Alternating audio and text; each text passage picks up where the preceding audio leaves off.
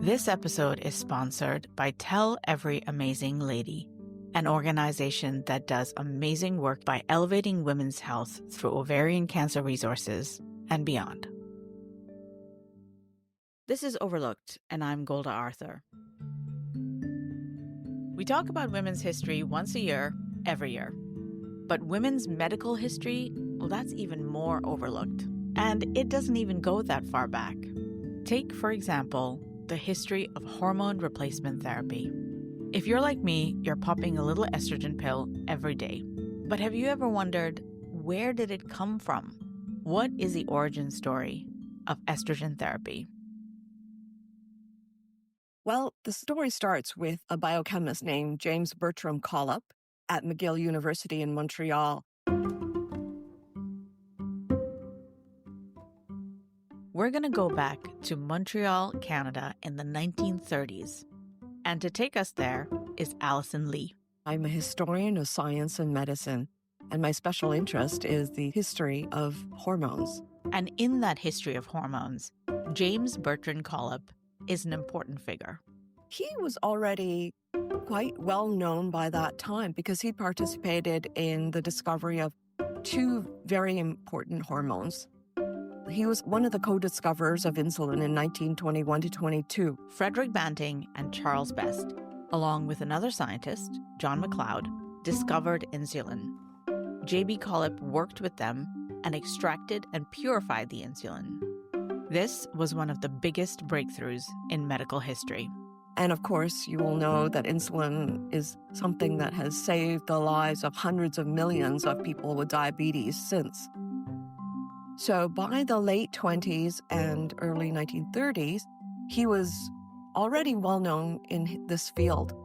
But during the 1920s and 30s, there was something called a gold rush in hormone research because there were so many groups around the world who were really invested in trying to isolate more and more hormones because it was clear that these were molecules of great influence and that could have important medical uses. What Collop did was he began working on trying to find a source of hormone that came from the ovaries that had been discovered by Edgar Allen and Edward Doisy in 1923 already. In 1923, a pair of scientists, Edgar Allen and Edward Doisy, made a breakthrough discovery. They extracted and isolated a hormone that would later be called estrogen.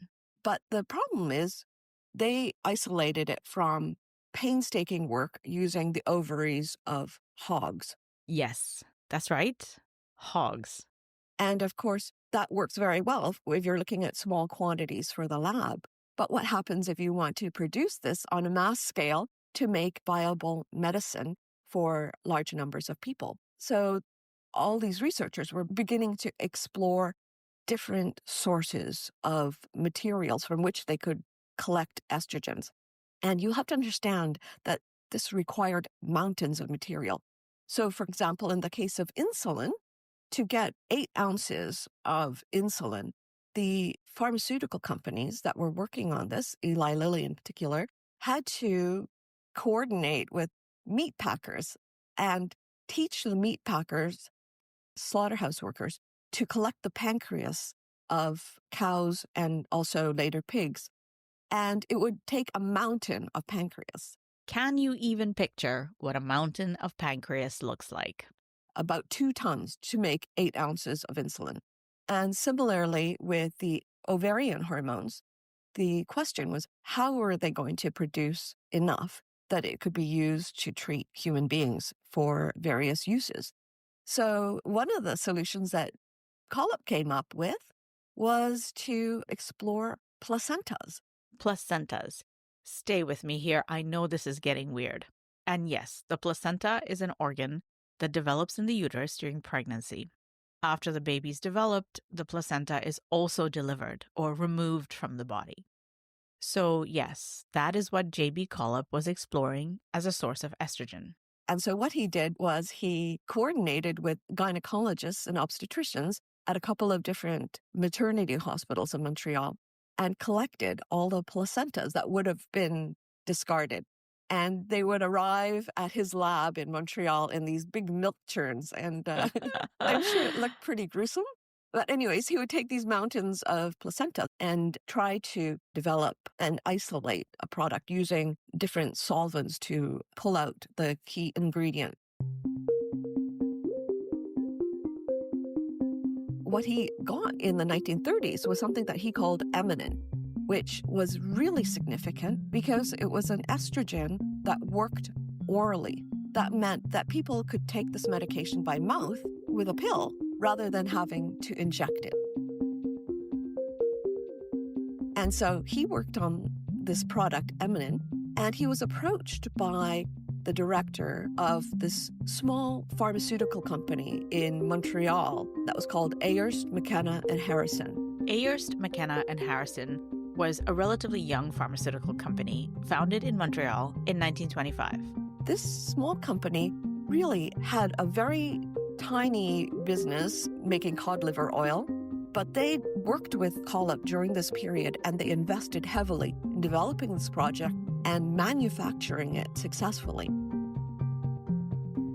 I think the founders at the time decided that they really wanted to invest in scientific research to augment what they were able to produce.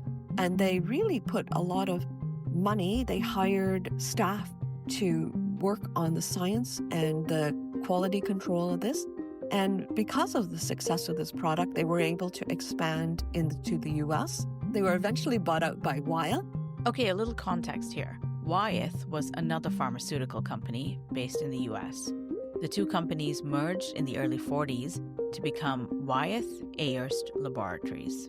And then that in turn was bought by Pfizer in 2009. And you know what Pfizer is. But back to Ayerst, McKenna, and Harrison. In the 1930s, it was still a small company, but ambitious. And in working with J.B. Collip to manufacture Premarin, the first orally active estrogen, they became pretty successful. They did so well that they ended up setting up a plant in New York as well. And they had to get special permits to export placentas from Canada into the US to manufacture this product. Researchers around the world were starting to explore other materials, biological materials from which we could get estrogens. One of them seemed to be the urine of pregnancy. So, of course, the urine of pregnant women would have been relatively difficult to gather. But what Ayerst and Collip hit upon was the idea of using PREgnant MAre urine. The estrogen extracted from the urine of pregnant mares turned out to be similar to human estrogen, and PREgnant MAre urine became Premarin. So they could coordinate with ranchers, farmers, who bred horses and collect the urine from the mares during the last stage of pregnancy. This turned out to be a really rich source of estrogen. So this new product, Premarin, was made available in Canada in 1941 and in the US in 1943. Believe it or not, that is just the tip of the iceberg in this episode. I talked to Alison Li not just about the origin story of Premarin and estrogen therapy, but how it was marketed to women by pharmaceutical companies. By understanding the origin story of estrogen therapy, you'll see menopause in a very different light. All of that is coming up in a minute.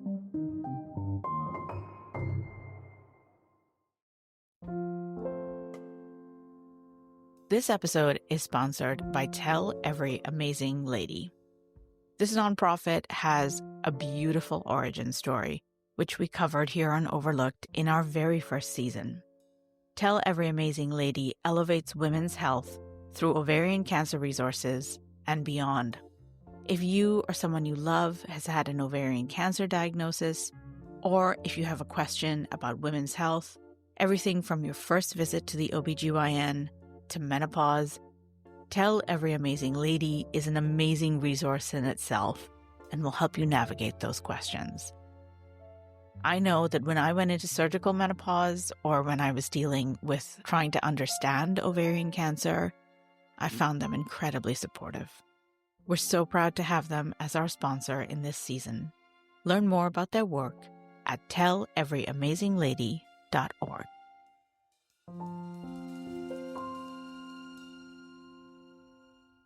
Alison, thank you so much for joining me on Overlooked. Thank you for doing this interview. Thank you. It's great to be here. That is an insane story. We've not even been talking for that was your first answer to my first question, and I'm already I'm in. Let's talk about hormones. I mean, from hogs to placentas to horses. I think this is the draw in a way. Science is wild. So let's start at the ground floor. Okay, so what is Premarin? Premarin is a family of drug products that are conjugated estrogens. They're a group of several different forms of estrogen that are derived ultimately from pregnant mare urine. And that's where the name comes from, Premarin. Right. I think that might have been the first thing that I learned about it that shocked me, but it was not the last. And we'll get to that. We'll get to the pregnant mare urine bit. Before we move on to the way Premarin kind of evolved and was developed, characterize for me J.B. Collip himself. What was he like? What kind of guy was he? He was someone who was quiet and shy on the outside, but actually extremely vigorous. He was someone who really was a very important figure in Canadian medical research, and he was well respected. And during this time, he created this really vibrant research environment at McGill. So he was known for this very restless personality. In this period in McGill, he would be known for walking around, testing one sample here and having a still running in a different room. And he would be on the phone with his stockbroker as well, making calls. All the time he was doing this, he would have these large hand-rolled cigarettes that he'd be smoking. And the drug that he developed, Eminen, how did it work? What were its benefits to patients taking it? Well, initially, they thought of it as something that would be useful for people with menstrual disorders. So what the estrogen does is it does bring on menstruation. And so they thought it could be useful for that. They weren't all that sure of the range of problems it could address. But beginning in the 1930s, pharmaceutical companies, including one in the Netherlands called organon, began to start large clinical trials of older women because they wanted to see if estrogen could be a treatment for the symptoms that were associated with menopause, including things like high blood pressure and heart rate, headaches, and depression. And so they really began to push this particular angle. During the 1940s and 50s, probably most gynecologists would have considered menopause a normal phase of life. They didn't consider it something that most women needed treatment for. So I saw one gynecologist who said, most women do fine, and maybe 35 to 40% have troubling symptoms, and these products can be of help to them for a few months or a year or two. Over time, as this hormone product became available, menopause began to be medicalized. It became reconceptualized as a disease, like something that was caused by a hormone deficiency. You can see the pharmaceutical companies really jumping into this in the 1960s and early 70s. So Hearst began to promote Premarin not only to medical professionals, which was the way that prescription drugs were traditionally advertised, but they began to reach out to potential customers as well. So they did things like fund an information center that provided information on menopause to TV and radio and magazines and newspapers.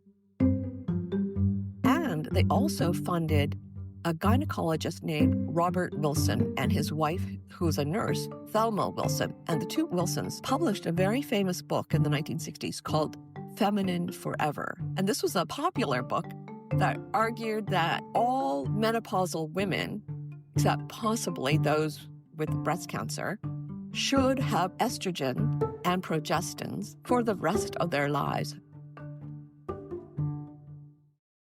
Ayerst really began to see the potential for marketing this, not only for a few months, but really potentially for the rest of a woman's life, trying to promote this image of post-menopausal women as no longer fully women. And so it was partly about youthfulness, but it was also about being difficult. So you see that Premarin was also advertised to husbands saying, don't you want your happy wife back rather than this sort of crotchety person who meets you at the door when you come home from work? Something along that line. And so between 1963 and 1973, as they really promoted this idea of being feminine forever, the sales of this product almost quadrupled, and it became one of the top 5 prescription drugs in the United States. And then come the 70s. So things start to change a little bit in the 70s, right? There was a bit of a turn, and there was some research linking estrogen with endometrial and breast cancer. Tell me a little bit about that. So the other really important avenue was the contraceptive pill. In 1960, of course, this was made available. This was primarily progesterone, but sometimes with some estrogen connected with it. And there was concern that if the dose was too high and if someone was taking it for too long, that it could increase the risk of those cancers. Mm-hmm. The other interesting bit about this was that in 1976, the U.S. Food and Drug Administration said that manufacturers had to include a package warning of the risks. I was shocked when I read this because, to be honest, I forgot that there was a time when medication came without a package insert. So what impact did this have? And presumably the pharmaceutical company must have tried to fight this in some way, right? Yeah, as far as I know, it did definitely cause some decline in sales, but the companies actually then sort of moved in a different direction. In the 1980s, they really began a new kind of approach, which was sort of the living smart era, because at the same time that those warnings came out, new studies were starting to suggest that estrogen therapy might actually have some protective advantages against preventing osteoporosis. And then also later by the 90s, some protective advantages in reducing heart disease and maybe even Alzheimer's. And so the companies then sort of turned the story around by arguing that this was part of what a healthy woman should be doing as part of her healthy lifestyle. And they began working with public relations companies and also advocacy groups and started these campaigns where they talked about the protective value that estrogens would have. And they began to focus these campaigns not only to women who were undergoing menopause, but to people who were as young as 35. The idea was that menopause begins silently. And if you could start early, you could prevent yourself from having osteoporosis later in life or maybe heart disease. There must be something you can do. Dr. Grant prescribed Premarin. But you eat right, exercise, you even take calcium. He said it isn't always enough. I'm glad I found out while I still have a chance to help prevent osteoporosis. Premarin, conjugated estrogen tablets.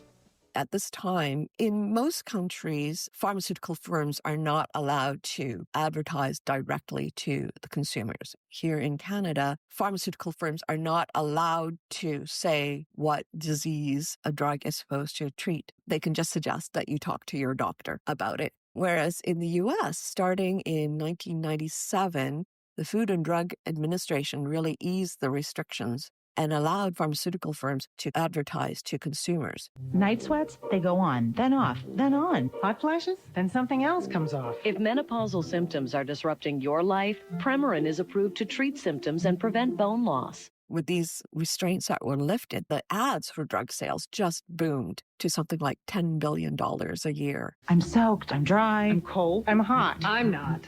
My doctor prescribed Premarin. Premarin is not right for every woman. Discuss its use regularly with your doctor. In the US, the requirement is that the advertising has to be accurate and has to state all the medical risks, but they are also allowed to, actually say what the conditions the product is used for.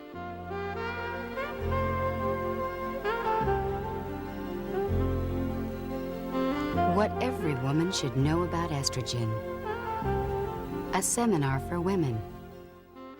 Companies became ever more sophisticated in trying to set up medical seminars. My goal this morning is to help you understand the things our bodies go through during menopause, to recognize the symptoms of menopause, and to understand its management and treatment. Campaigns at workplaces and so forth that involve things like giving women a chance to win sessions with nutritionists and personal trainers and giving them free exercise videos. Look, we can't stop the aging process, but we sure can make the most of every stage of our lives. And that begins with taking care of our health. I look at estrogen as long-term health protection. And sort of promoting estrogen as something that you should start taking quite early on, even in perimenopause or even earlier, as a preventative. What did the doctor say? Well, he thinks I could develop osteoporosis. Osteoporosis? He said I'm at risk, and since I already have symptoms of menopause, now's the time to do something about it.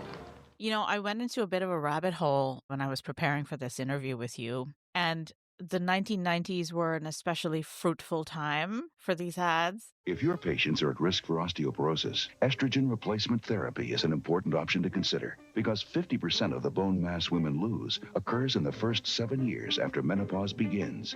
I think in the 2000s, Premarin was still the single best-selling drug in the U.S. Where are we now with Premarin? As you said, Premarin was so successful at the turn of the century. That all changed dramatically around 2002 with the release of information from the Women's Health Initiative, which was this large-scale clinical study that was conducted by the National Institutes of Health. And it was a clinical trial of 160,000 women that many different issues related to women's health. And among the things that they examined was the effect of long-term use of estrogen and also progesterone in preventing illnesses. And what they had to do was they had to actually halt the studies because it became apparent that there were risks, increased risks for heart attacks and blood clots and breast cancer, gained a huge amount of media attention. And it really caused a large reduction in the number of hormone therapies that were prescribed for women in menopause. And so there was a significant decline. I think the sales were cut in about half. So this created a lot of fear among women who were taking menopause hormone therapy. But in subsequent years, as follow-ups have been done and further studies have been done, what is clear is that the study was concerned with long-term use of these hormones. And the question that was being asked was whether or not these had a preventative effect in preventing heart disease and breast cancer. These studies called that into a doubt. These studies did not say anything about whether these hormones would be useful on the short term for women who actually had menopausal symptoms. And so what has happened now is I think we're starting to get some balance back. The Menopause Society and the College of Obstetricians and Gynecologists and the Endocrine Society all recommend it for short-term treatment of menopausal symptoms. If women have symptoms that are really difficult for them, hormone therapy might be the right thing for them in consultation with their doctors, of course. And that brings us up to the current moment. And this is where my skin in the game is particularly relevant because I went into surgical menopause in December of 23 and had a really rough 2024. Yeah. And then in December of 2024, after a year of dealing with borderline debilitating symptoms, I started taking a drug that contains Premarin. And I'd heard about Premarin before from another interview, and I just put it to the back of my mind. But now suddenly I pulled out the little piece of paper that comes with the drug and I started to read it. And I was like, Premarin, okay. And immediately, of course, my mind went to horses, but that's just me. But it has been fascinating for me to take a moment and just look into this wild history I think if you're not sort of steeped in science, this does come across as a wild history of one particular drug. And it is incredibly fascinating because not just of the development of the drug, but the evolution of how we have thought about how to treat women, how to regard menopause. And I'm curious if you think that we've medicalized menopause now. I think, especially early in the 20th century, there was this excitement about discovering different hormones and understanding them as useful to treat deficiency diseases. When the body was not able to produce enough of that hormone, you could use a pharmaceutical product to correct that. And the classic example would be insulin for diabetes, right? Where it's actually saving lives every single day. Menopause began to be interpreted in that model as well, though I think it is something that is now increasingly resisted. I think we're getting many good sources of information from very reputable gynecologists and scientists who understand that menopause is a natural stage of life and that some women can sail through it with no symptoms at all, and some people could benefit from medical help.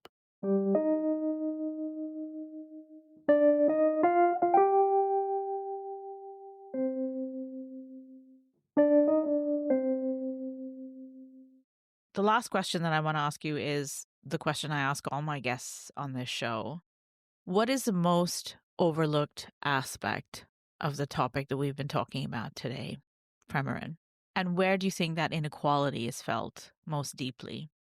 The real challenge for us as individuals is to really try to make sense of all the information that we're getting from so many different sources. So when we get prescribed something from our doctors, how many of us take time to actually read all the small print? And yet at the same time, once we're diagnosed with something, we may jump into the online world of information and have to sort of swim through so much disinformation as well to get through to what is reliable.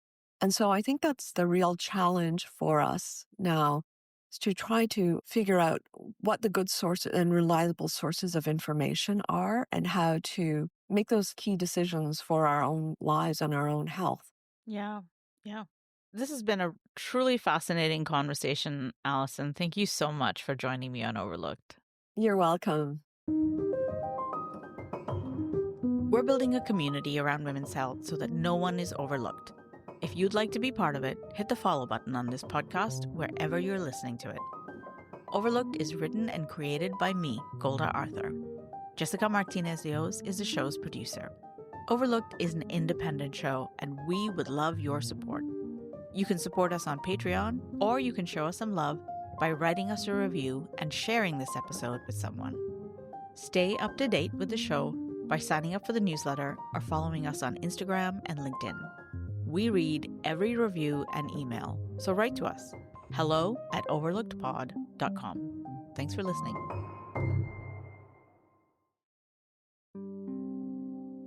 This episode is sponsored by Tell Every Amazing Lady. Tell Every Amazing Lady elevates women's health through ovarian cancer resources and beyond. If you or someone you love has had an ovarian cancer diagnosis, or if you have a question about women's health, Tell Every Amazing Lady will help you navigate those questions. Learn more about their work at telleveryamazinglady.org.